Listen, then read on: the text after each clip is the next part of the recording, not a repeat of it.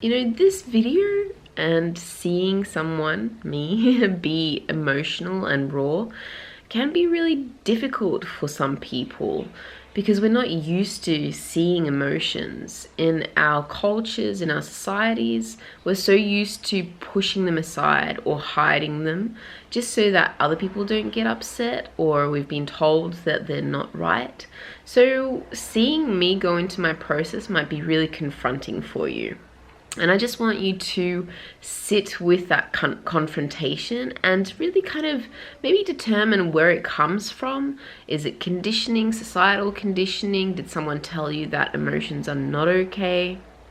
And just maybe try to figure out where they come from. And also, if you feel uncomfortable, one of the best things that we can do for people that are going through an emotional process is to hold space for them. So even if you feel uncomfortable, you don't have to do anything, but just practice maybe holding space for me while watching this video and holding space for the process to fully come out. And often what I mean by holding space is often when someone starts to cry or starts to show any emotion, we try to stop it. We're like, oh, you'll be okay, don't cry, and oh, what can I do to help you?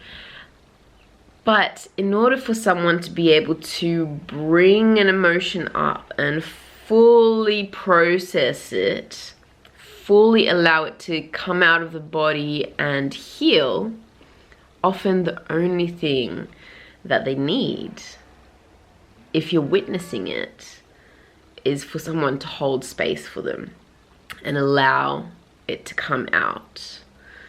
So if I used to be like, oh, are you okay? Just want to help out. Ooh, there's my meditation app again. But now I know if someone starts to cry, I don't try to correct it. I just sit there and I'm there with them, presently holding space for them. Sometimes I don't even touch them. I'm just like, you do you, you cry, and I'm just holding space for you right now. And that's one of the most powerful things that we can do. Obviously, it can also depend on the situation and where you're at, if it's a safe space for them to express their emotion, and if they're expressing the emotion in a healthy way as well, because no one should be getting hurt while someone is expressing their emotion, that's for sure.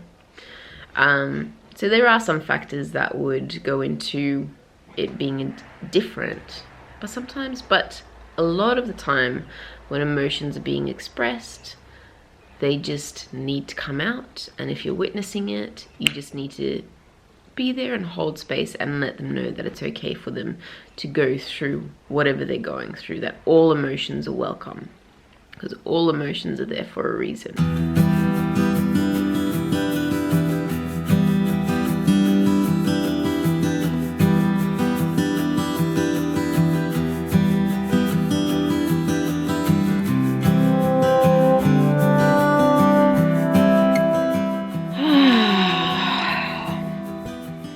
Today I've been feeling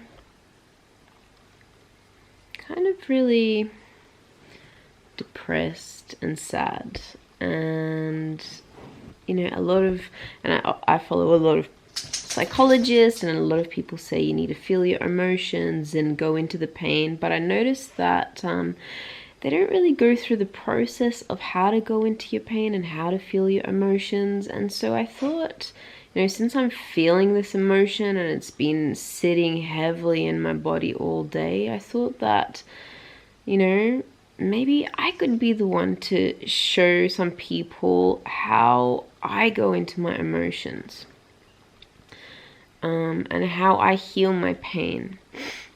For those of you that don't know, I've recently gone, about 3 months ago, I did an ayahuasca ceremony, and since then I've had an existential crisis, and all sorts of things have been coming up, and just so many emotions, facing my biggest fears, and just so much stuff has been coming up in different states of consciousness. and I feel like I'm slowly coming out of it, but still things are coming up, and my ego is kind of still stuck on a few things. And today I actually haven't felt this sad and depressed for a long time. And I've tried, in the way that we're taught to deal with emotions in our culture, in our Western culture, is to push it away because it's too painful for us to go into. And when we push that away, you might sometimes temporarily feel better, but in the long term, what you're doing is actually locking that emotion into your body, and it's just staying in your body. It's getting locked into a part of your body and waiting to be unlocked. And often what happens with these emotions is sometimes they try to come back up, and if we haven't processed them properly, they can really affect our lives in negative ways, in the actions and behaviors that we take, the decisions that we make in our lives. So I'm feeling sad and depressed, and that's totally okay. First of all, there should be no shame around how we feel. And that's really important to note.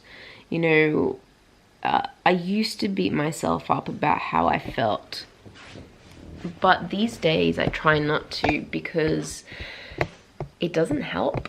You're just adding an extra layer of emotion on top of what you're feeling, and it can make it worse. So whatever you're feeling is absolutely totally valid, and it's there for a reason. Everything that our bodies bring up for us is there for a reason, and often it's something that is waiting to be healed, to be processed, or just felt and acknowledged. So my process when I'm dealing with emotions, and I've gotten pretty good at it over the past 3 months, is first of all, I ask myself, where is this emotion coming from? From a physical perspective, have I eaten well over the past few days? Have I been active and kind of healthy in my body?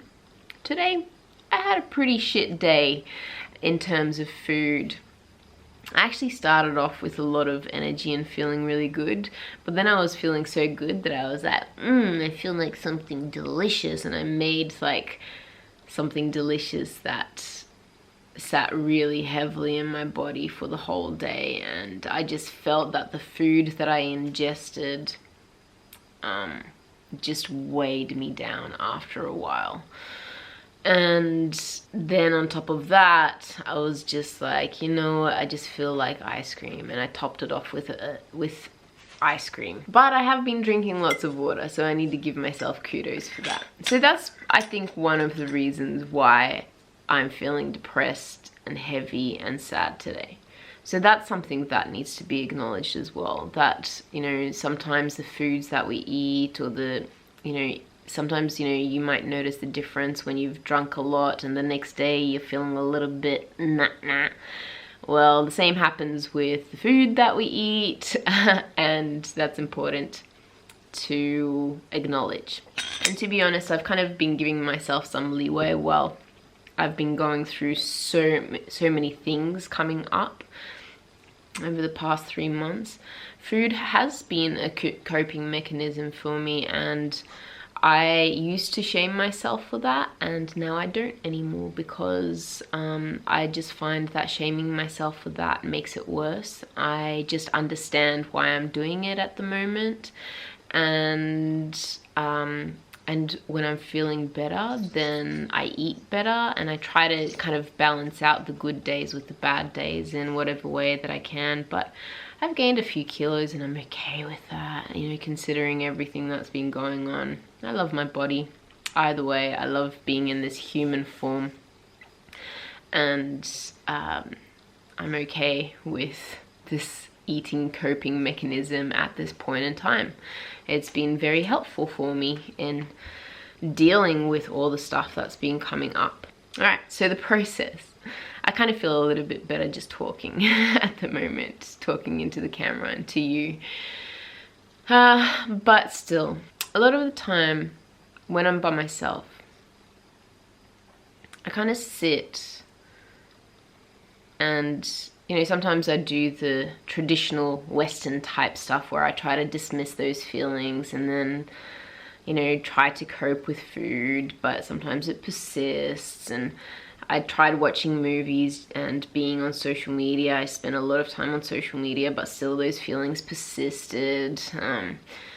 And so now I'm kind of like, all right, well, it's not going away. It's time to acknowledge it and really just dive into this pain. Sometimes you don't feel like it, but sometimes it's exactly what you need to do. And so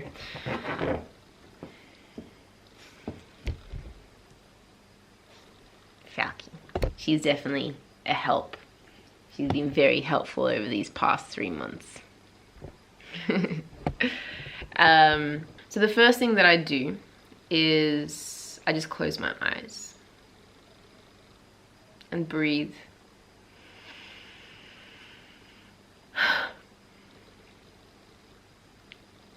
And just feel into where this pain is in my body. And if emotions come up, it's totally fine. Like right now, I just feel like crying, and we're so scared of tears, but it's so important to just allow anything that needs to come up to come up. And now I'm just thinking about where this pain is in my body, and I've located it. And then I'm going to put my hand over that place. So the pain is coming up in my heart center.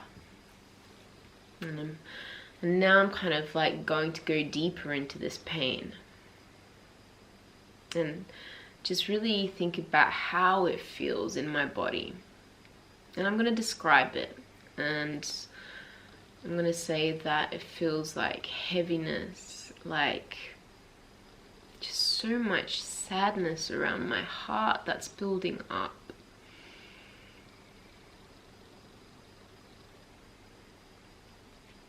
And just a sense of surrender and the unknown, and just kind of like a bit of disbelief in things.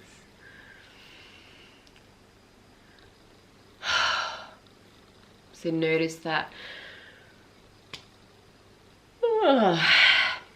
the reactions that my body has when I acknowledge this pain is yawning or deep breaths. And when we yawn and take deep breaths, when we're going through this process, it's actually this energy releasing.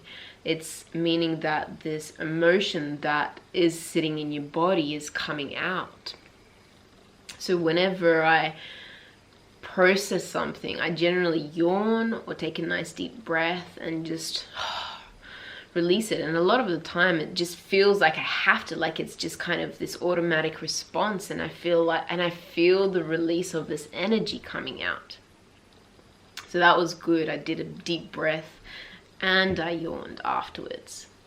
Now I'm just going to allow myself, I feel naturally inclined to just breathe into this space and breathe into this pain and just go deeper. And if you feel inclined, you might want to feel into how this feeling is feeling in your body and then breathe into it. And then let out a sound according to how this pain is feeling in your body.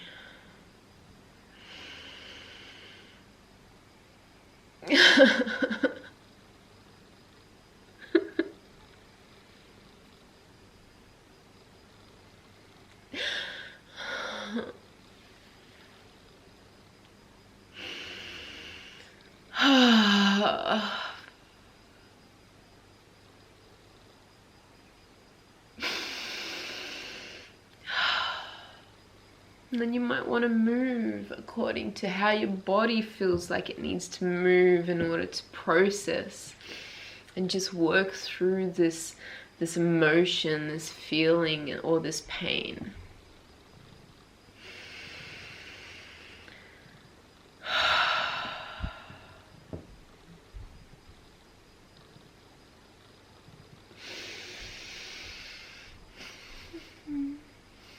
Oh.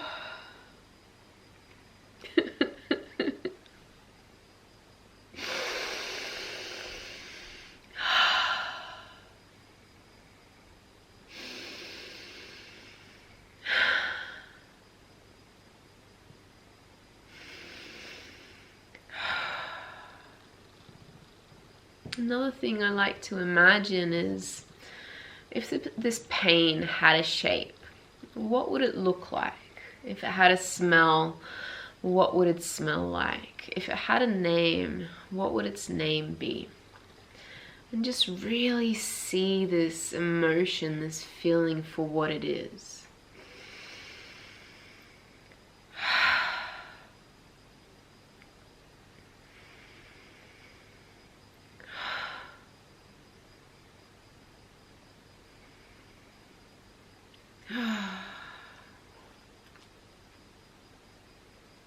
And then, maybe ask this pain what it is and why it's here for. How is it serving you right now? And you have to, this is the part where we need to be super honest with ourselves. And you won't be on camera while you're doing this. It's a little bit weird for me to do this on camera where strangers are going to be seeing it. But if it helps someone, that's the main thing. But I'm going to be super honest with myself right now. And I'm just sitting in this pain and I'm just observing it, and I'm going to treat it as a friend, as a long lost friend that's here to help me, that's here with a message for me.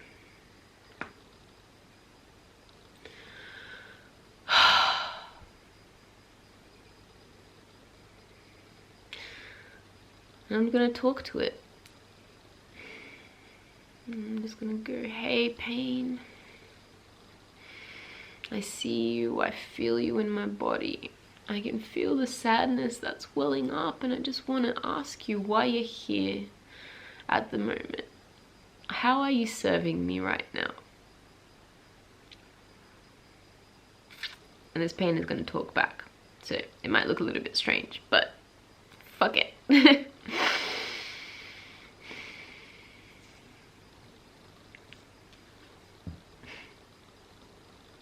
Girl, I'm here for you because you've been going through a really rough time lately. And I just want to help you express how you're feeling. There's been so much that has happened. There's been such a shift in your reality.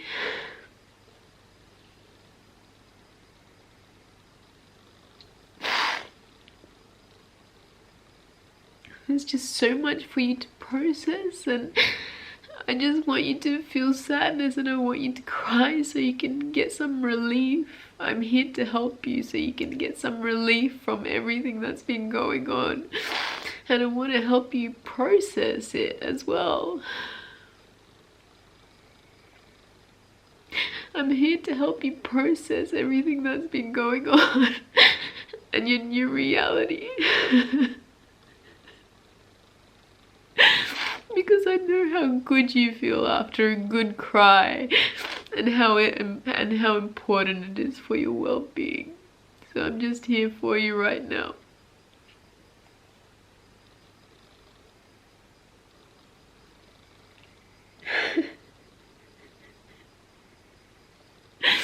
And I just want you to have the biggest cry that you can possibly have. Because shit's been fucked up lately.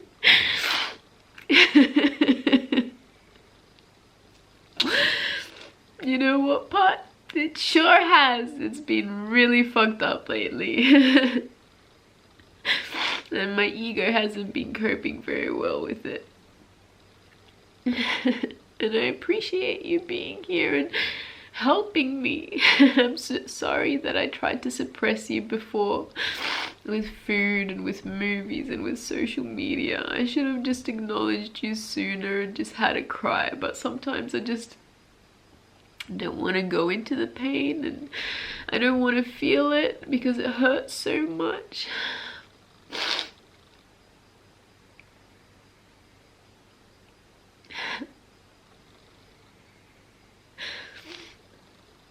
But I'm grateful for this cry now, and I think I'm gonna have a really good cry now.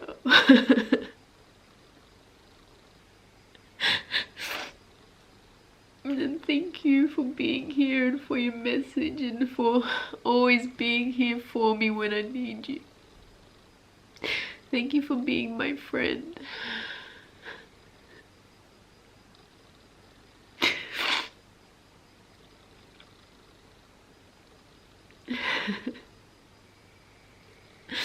And right now I'm gonna just go and bawl my eyes out, and it might take a while. I'm not gonna switch the camera off because I'm ashamed of my tears. I'm gonna switch the camera off because it might take a while.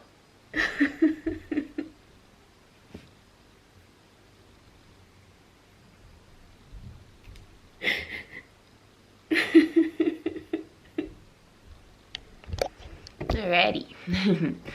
So I had a cry and it felt glorious.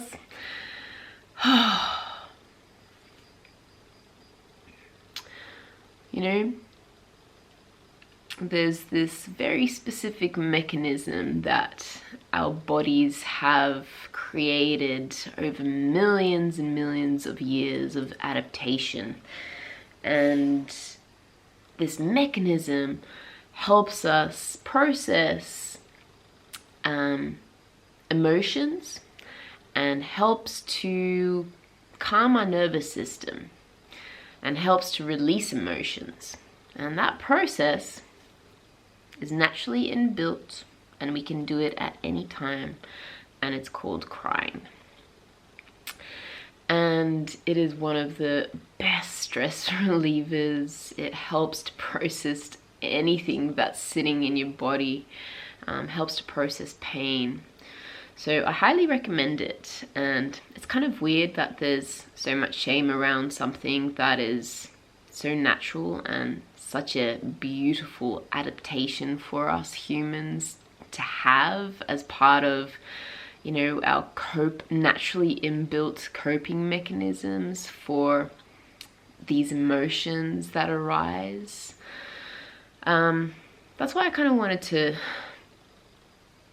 film this, I guess, as well. I've been thinking about doing a proper crying video for a while because, you know, just to destigmatize it, to take the shame away from it, and just kind of just say that it's okay for us to cry. I actually lost the ability to cry for 2 years, around the same time that I lost my ability to orgasm. And that was one of the toughest 2 years of my life, just not being able to cry and have that relief that crying gives us, that crying gives me. It was so tough, and no matter what I did, I just couldn't cry.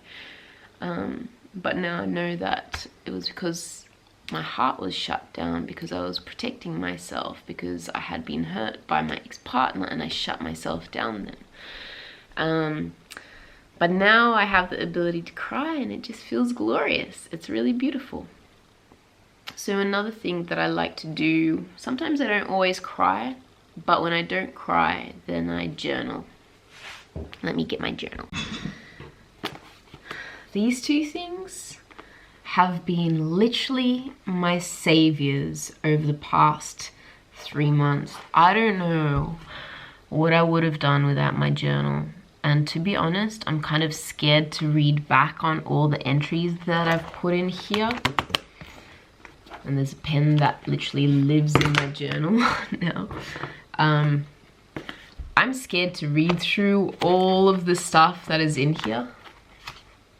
Oh, that's a nice one. I love life. That was on a good day, I guess. Oh no, that was actually on a really bad day when I was feeling really crap and I really wanted to love life. There's so much stuff. This was a brand new journal 3 months ago, and it's nearly like it's getting to the end already because I've been just using it pretty much every single day, sometimes twice a day, just trying to process everything that's been going on in my head that has been just going on in a loop.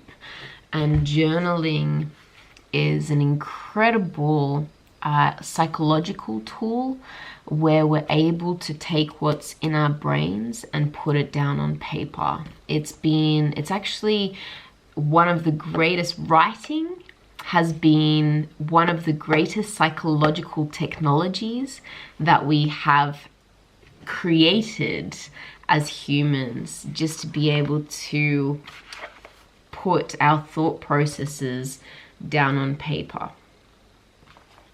So I've been literally journaling absolutely everything that has been coming up for me, any emotions, any scary thoughts, put it down in a journal.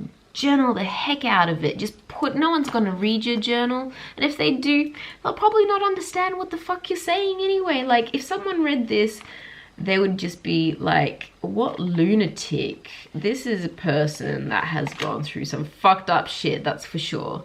But this is just me, you know, and what I've been going through over the past 3 months. And if someone reads it, who gives a fuck? This tool has saved me. It's one of the best tools. Pen and paper, journal, put it down.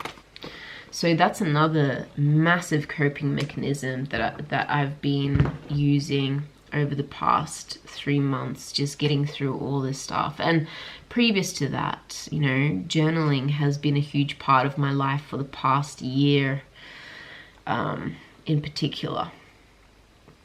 Also, I would like to point out that while I was crying, I also took my pants off, because being comfortable and crying makes the experience just that whole lot better.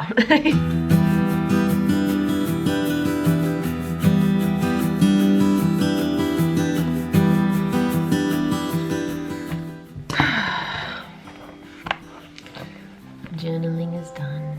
Thoughts are down on paper. And I'm definitely feeling better now. And this is self-care, you know?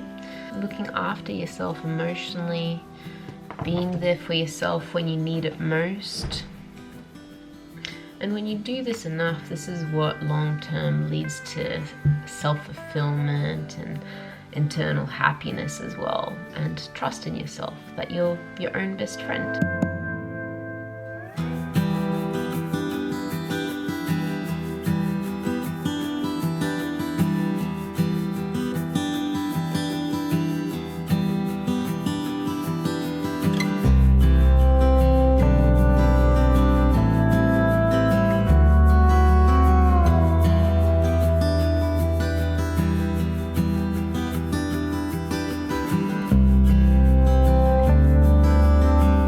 The best thing about crying, especially at night, is that your nervous system tends to relax so much afterwards that you have the best sleep. I slept so well last night. Oh.